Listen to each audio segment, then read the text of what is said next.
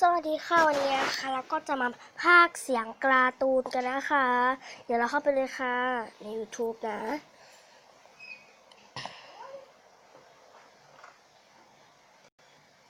รอสักครู่นะคะเดี๋ยวนะคะจะเขียนคำว่าการ์ตูนใบก่อนนะรอสักครู่นะคะตอนนี้นะคะก็เดี๋ยวเรามาหาคำว่าการ์ตูนใบกันนี่ค่ะตรงนี้ค่ะเห็นไหมเดี๋ยวเข้าไปเลยการ์ตูนใบเดี๋ยวมาดูกันค่ะว่าจะตอนไหนนี่ค่ะนี่นะคะเราก็ฝึกไปแล้วครั้งนึงนะเข้าไปเลย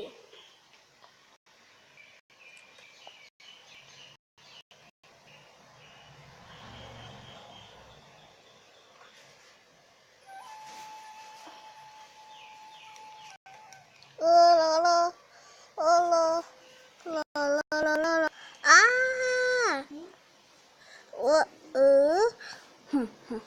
ทำอาหารเอ้ยอึบอึบ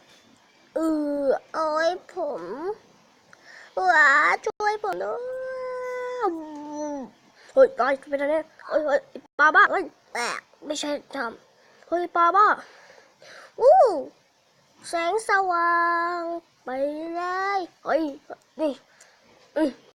ไปไม่ได้ทะเลถูก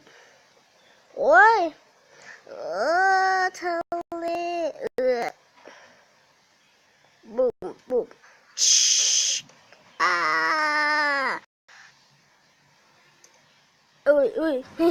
ชิปุ่มเฮ้อ